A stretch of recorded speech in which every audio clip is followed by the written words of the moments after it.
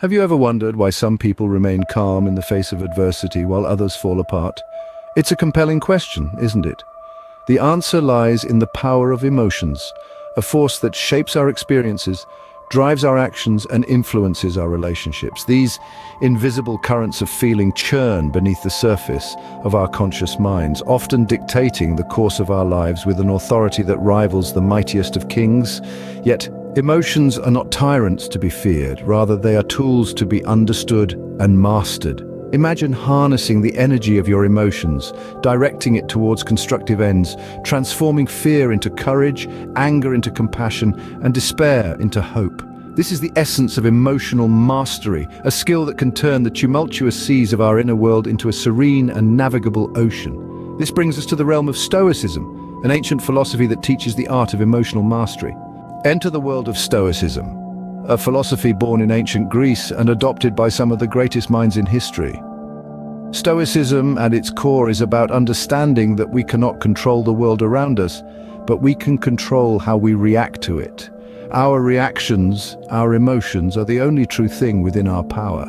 Now let's take a journey back in time to the bustling streets of ancient Rome. Here we encounter the story of Epictetus, one of the most celebrated Stoic philosophers. Epictetus was not born into wealth or privilege. Quite the contrary, he was born a slave, facing hardships that many of us could scarcely imagine.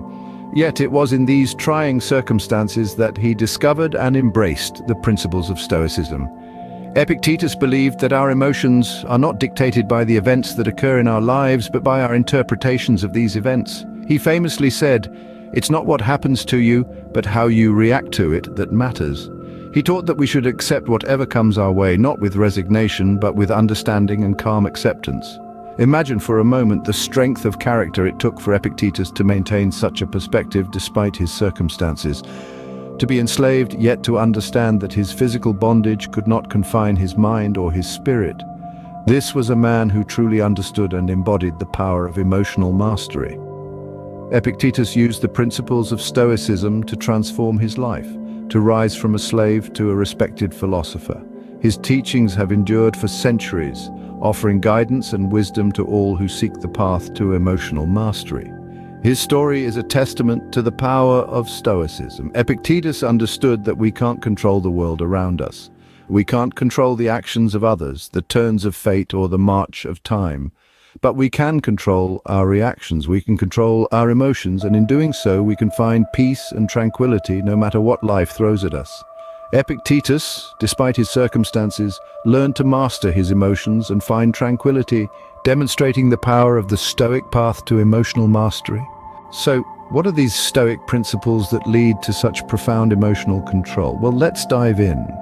In the heart of Stoicism, we find a powerful trio of principles.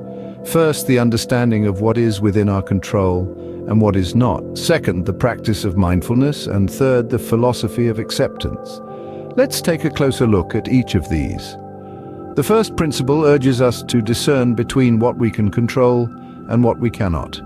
It's a simple yet profound wisdom that most of us forget in the heat of the moment. The Stoics believe that our emotions are largely the result of how we respond to events, not the events themselves. We can't control the weather, the traffic, or the behavior of others, but we can control our reactions to these things. By focusing on what we can control, we find ourselves less at the mercy of external circumstances. Next, we have the practice of mindfulness. Stoicism encourages us to be fully present in each moment, to observe our thoughts and feelings without judgment. This heightened awareness allows us to respond to situations with clarity and purpose, rather than being swept away by our initial emotional reactions. It's about taking a step back, observing the emotions that arise, and choosing our response rather than being dictated by them.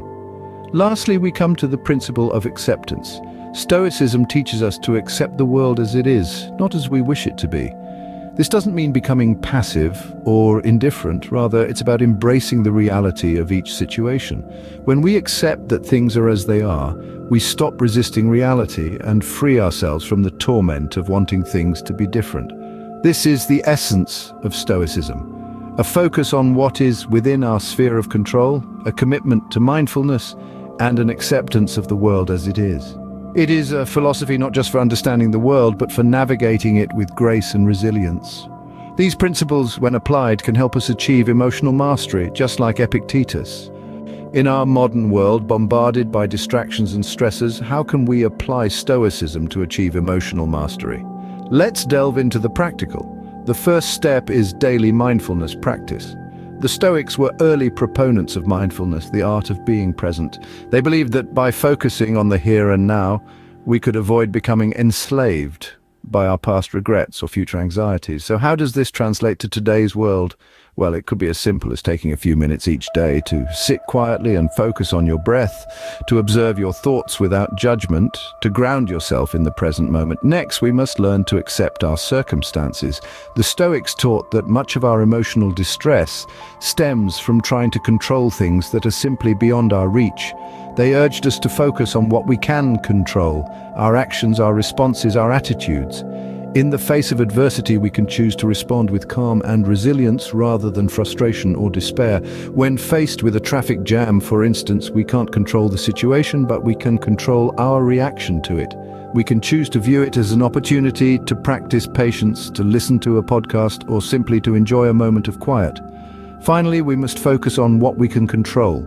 This concept, known as the dichotomy of control, is a cornerstone of Stoic philosophy. It involves distinguishing between things we can control, like our actions and attitudes, and those we can't, such as the behavior of others or the outcome of events.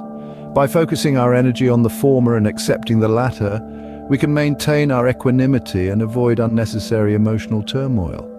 By incorporating these practices into our daily lives, we are not only adopting Stoic principles, but also paving the way towards emotional mastery. This journey may not be easy, but remember, as the Stoics taught, it is not external events that disturb us, but our interpretation of them. By embracing Stoicism, we too can master our emotions, navigate life's challenges with grace, and find tranquility amidst the chaos.